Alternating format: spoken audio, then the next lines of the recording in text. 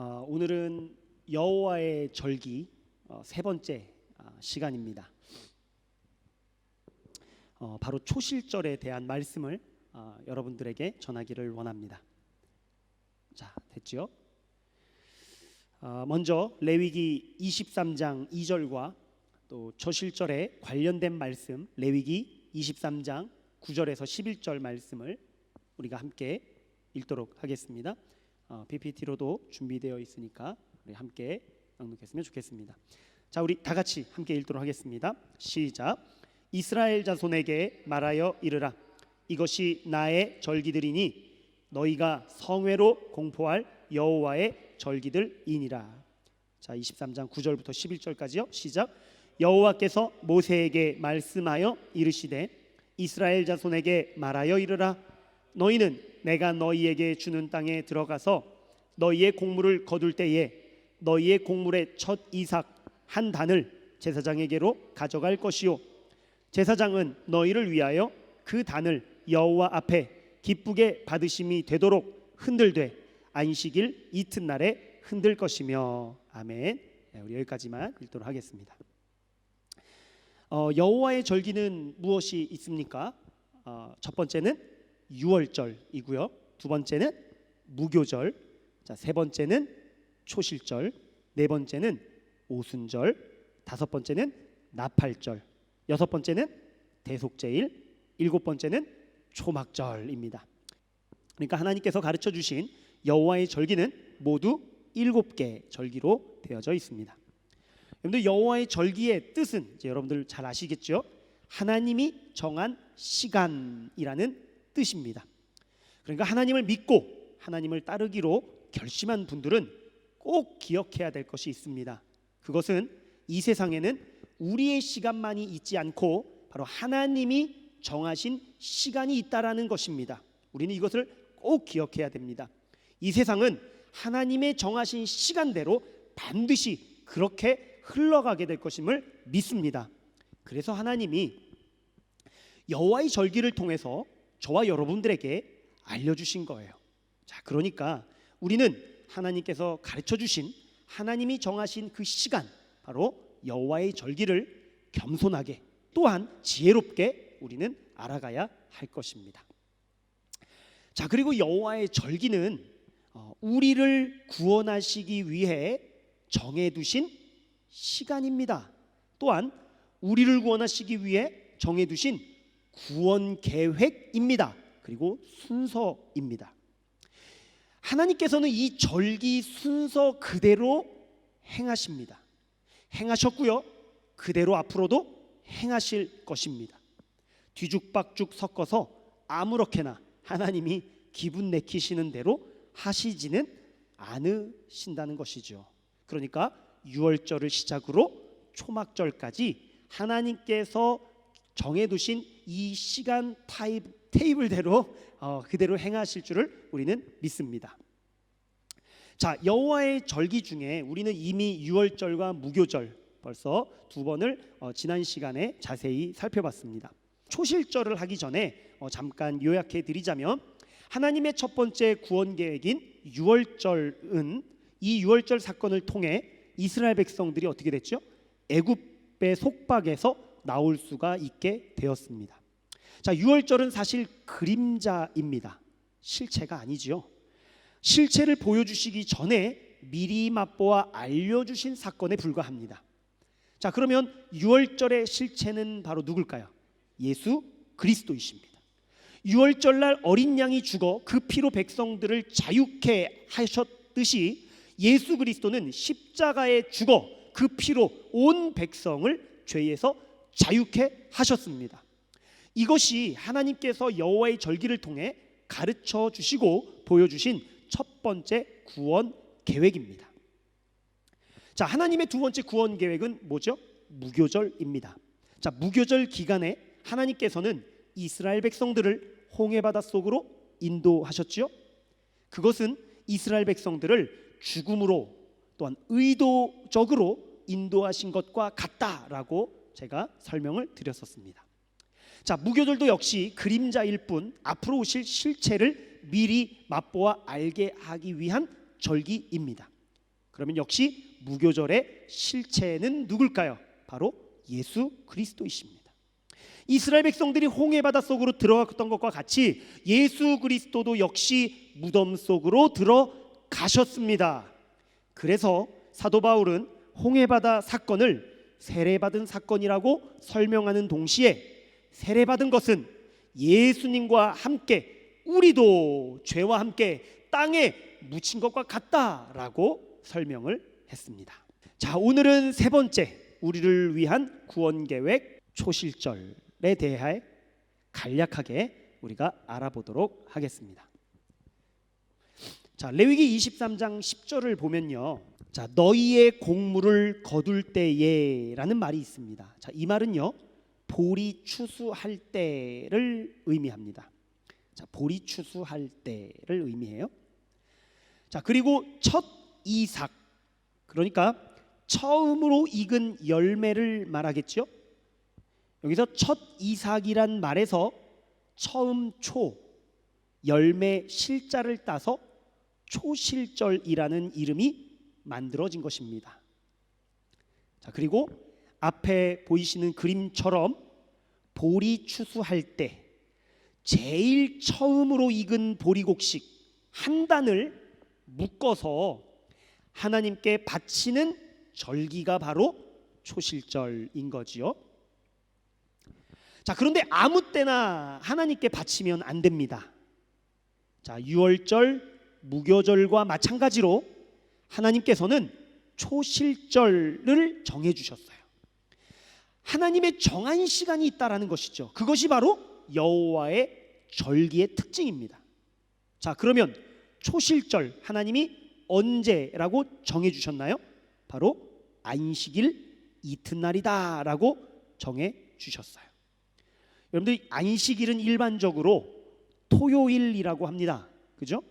그러니까 안식일 이튿날은 그럼 언제가 되죠? 일요일이 되는 거죠. 주일이 되는 거죠. 자, 여기까지를 우리가 한번 정리해 봅시다.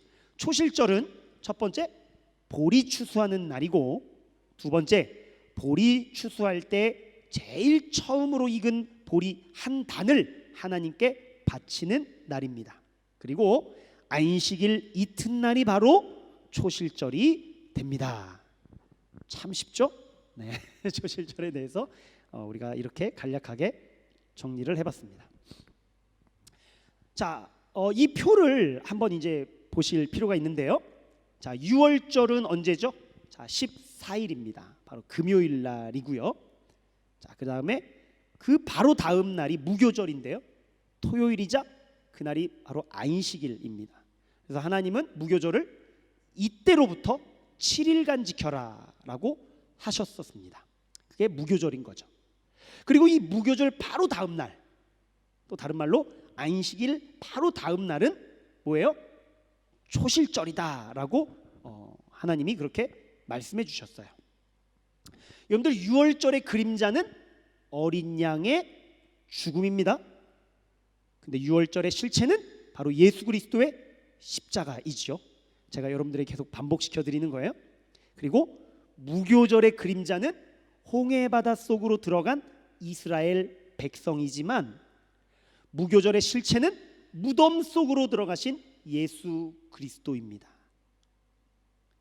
자, 그럼 초실절의 그림자는 추수할 때, 보리 추수할 때 제일 처음으로 익은 보리곡식 한 단이라면, 그럼 초실절의 실체는 무엇일까요? 여러분들은 사실 이미 감이 오셨을 겁니다. 그죠? 예수님이 죽으시고 예수님이 무덤에 들어가신 다음에 어떻게 되시죠? 네, 아시죠? 네, 부활하셨습니다. 예수님은 다시 사셨습니다. 바로 초실절의 실체는 예수 그리스도를 말하는 것이며 예수 그리스도의 부활을 의미하는 것입니다. 아멘? 아멘입니다. 자, 누가복음 24장은 예수님의 부활을 기록하고 있는 장입니다. 자, 여기에 써 있죠? 안식 후 첫날이라고요. 이제 여러분들은 아실 거예요. 안식 후 첫날이 언제죠? 초실절이다라는 거 아시겠죠? 그러니까 예수님은 언제 부활하셨다? 초실절날 부활하셨다. 요일로 따지면 언제 부활하신 거예요? 일요일날, 주일날. 자, 레위기 23장 11절에 기록되어 있듯이 보리곡식 한 단을 안식일 이튿날에 바쳐라 라고 명령하신 하나님의 말씀, 즉 여호와의 시간표대로, 다시 말해 여호와의 절기 그대로 예수님이 안식일 이튿날에 부활하셨음을 누가복음 24장 1절에서 이렇게 증거해주고 있습니다. 자, 유월절 바로 그 다음 날이 이렇게 무교절이 되고요, 무교절 바로 그 다음 날이 초실절이 됩니다. 이 큰 절기 세 개가 3일 안에 다 모여져 있어요. 우연의 일치일까요? 아니요. 이것은 하나님이 정한 시간이라는 것입니다. 예수님도 역시 유월절에 그에 맞춰서 유월절 날 십자가에 달려 죽으셨고요, 무교절에 땅으로 무덤에 묻히셨고요, 죽은 지 3일 만에 부활하셨습니다. 이것을 사도 바울은 고린도전서 15장 3절 4절에 아주 간략하게 기록을 하고 있습니다. 자, 이 당시 성경은 구약 성경이겠죠.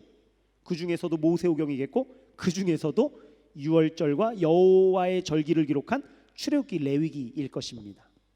자, 성경대로 이거는 유월절을 의미하는 것입니다. 자, 유월절 그대로 예수님께서 십자가에 달려 우리를 위하여 죽으셨음을 사도 바울이 이렇게 기록하고 있고요.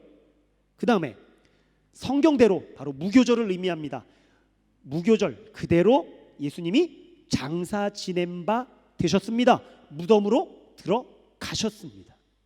그리고 세 번째, 성경대로 초실절을 의미하죠.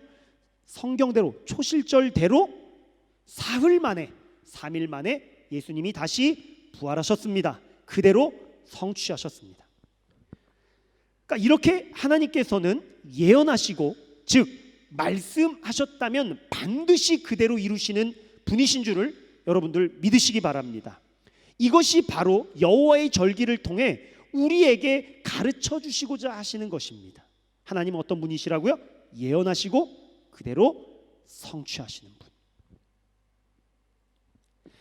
자, 사도 바울은 예수님의 부활을 어떻게 표현을 했냐면 잠자는 자들의 첫 열매라고 표현했어요. 한번 따라해 보실까요? 잠자는 자들의 첫 열매. 시작. 네. 그러니까 예수님의 부활을 이와 같이 설명했다는 거예요. 표현했다는 것입니다. 자, 이는 레위기 23장 10절에 있는 초실절과 관련된 말씀 첫 이삭을 인용해서 첫 열매다라고 한 것입니다. 자, 사도 바울도 역시 여호와의 절기 초실절에 대해서 분명히 알고 있던 사람임에는 틀림이 없겠지요.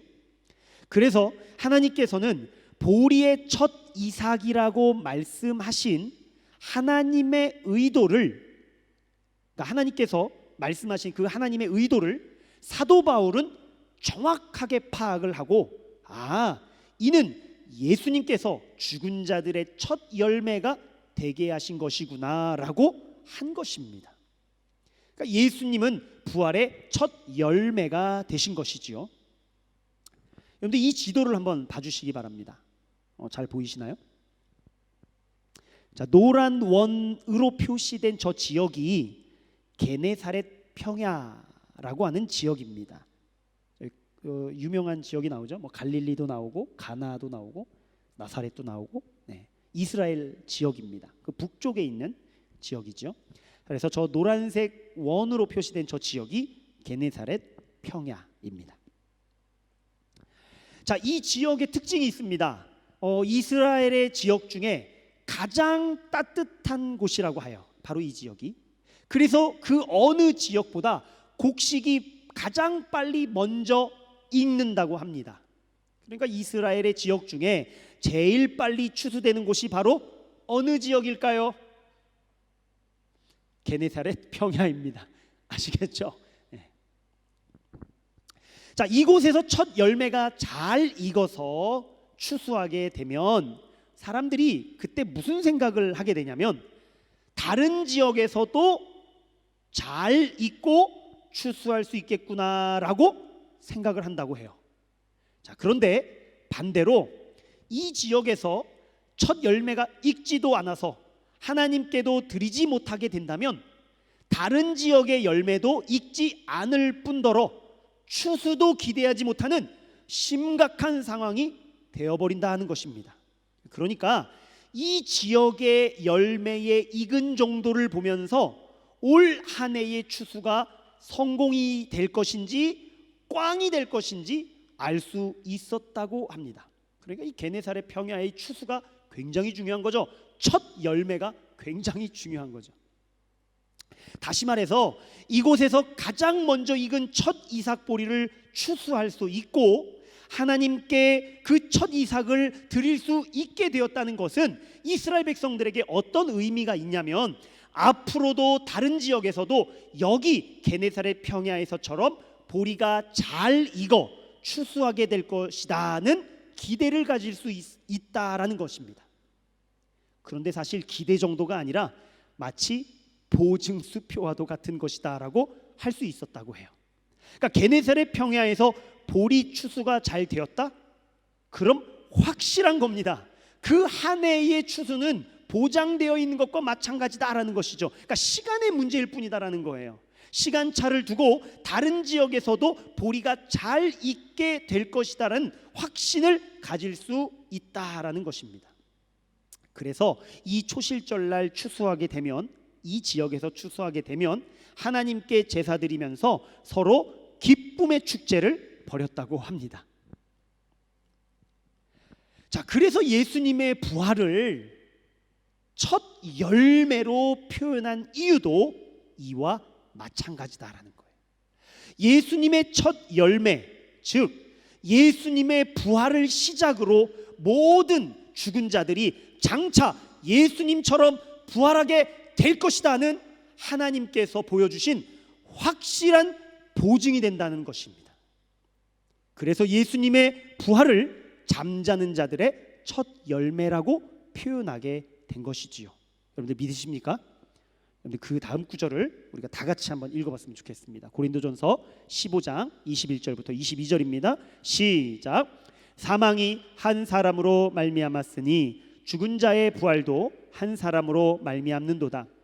아담 안에서 모든 사람이 죽은 것 같이 그리스도 안에서 모든 사람이 삶을 얻으리라. 아멘.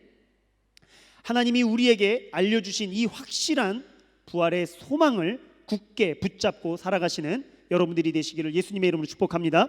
우리도 장차 첫 부활의 열매가 되신 예수님처럼 부활하게 될 줄을 믿습니다. 아멘. 아멘. 여러분들 시편 기자는요, 시편에 출애굽 하나님을 약 한 80여 차례 언급했다라고 합니다. 자, 그 이유는 구약 성도들에게 있어서 출애굽과 홍해바다 사건보다 확실한 사건이 없기 때문이라고 합니다. 그럼 신약 성도들인 저와 여러분들에게는 가장 확실한 사건이 뭐가 있을까요? 그것은 바로 예수 그리스도의 십자가의 죽으심이며 부활 사건입니다. 저와 여러분들에게 있어서 이만큼 확실한 건 없는 줄을 믿으시기 바랍니다. 만약에 우리가 십자가와 부활의 신앙이 희미해지면 반드시 구원의 확신이 희미해질 수밖에 없습니다. 그래서 저와 여러분들은 반드시 십자가와 부활을 자꾸자꾸 묵상해야 됩니다. 십자가와 부활은 하나님께서 우리에게 주신 확실한 구원 보증과도 같기 때문입니다. 그래서 하나님께서 여호와의 절기라고 하시면서 우리를 향한 확실한 보증수표와 같은 구원 계획을 미리 알려주신 것입니다. 여러분들 이것을 믿으십니까? 우리를 향한 구원 계획인 십자가와 부활을 묵상하고 또 묵상하시는 하나님의 백성이 되시기를 예수님의 이름으로 축복합니다. 네, 누가복음 24장 1절 이 말씀의 이야기를 마지막으로 오늘 말씀을 마치려고 합니다. 자, 초실절날 여자들이 등장을 하네요. 바로 부활하시는 이날 여자들이 등장을 합니다. 이 초실절날 여자들이 예수님이 계시는 무덤을 향하여 갑니다. 이 여자들은 여호와의 절기를 정확하게 이해하고 깨달아서 초실절날 예수님이 부활하실 거야 라는 것을 알아서, 그래서 부활하신 예수님을 만나러 무덤에 간 걸까요? 그 다음 구절을 보면 그렇지 않다는 것을 우리는 알 수 있습니다. 이 여자들은 무덤 문이 활짝 열려 있다는 것과 예수님의 시체가 없는 것을 보고 기뻐하였다가 아니라 근심하였다라고 기록되어져 있는 것을 보면 이 여자들은 초실절에 예수님이 부활하신다는 것을 알지 못했던 것 같습니다. 하지만 중요한 것은 뭐냐면 여자들의 발걸음은 지금 어디를 향하고 있습니까? 예수님의 부활하시는 그때 정확하게 초실절에 맞춰서 하나님이 정하신 그 정확한 시간에 맞춰서 예수님께로 향하고 있다라는 것입니다. 이것은 굉장한 은혜입니다. 그런데 반면에 그럼 예수님의 11제자는 어디에 있어요? 그리고 수많은 이스라엘 백성들은 어디에 있나요?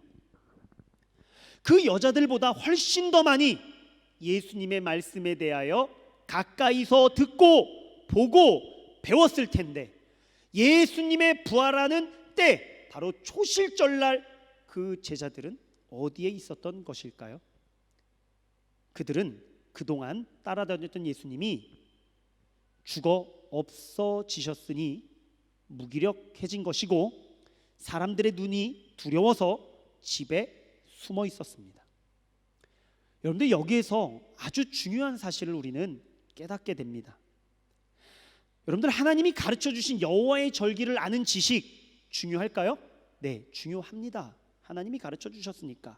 그래서 제자들을 포함한 대부분의 이스라엘 백성들은 어릴 때부터 평생 여호와의 절기를 배웠고 지켜왔습니다. 하지만 정작 초실절에 실체이신 예수님이 부활하실 때를 대부분의 이스라엘 백성들은 알지 못하였고 예수님의 제자들마저 숨어버렸습니다. 하나님이 여호와의 절기 초실절을 알려주신 이유는 예수님의 부활하신 이 때를 위해서 알려주셨는데 제자들도 이스라엘 백성들도 알지 못했다는 거예요. 대부분의 이스라엘 사람들은 초실절날 어디 갔을까요? 여러분들 아시겠죠? 게네사렛 평야로 추수하러 갔을 것입니다. 또 추수가 잘 됐다면 잔치하러 갔을 것이에요. 초실절에 실체 되신 예수님이 이 땅에 오셨음에도 불구하고 그들은 많이 알았음에도 불구하고 그들은 여전히 그림자만 붙잡고 있었다라는 것입니다. 그런데 몇몇 여자들은 예수님께로 향하고 있었다라는 것이에요. 그럼 이 여자들이 초실절날 보통 이스라엘 사람들이라면 다 아는 추수 때 게네사렛 평야에 가서 추수하는 그것이 아니라 무덤에 계신 예수님께로 가게 된 동기가 도대체 뭘까요?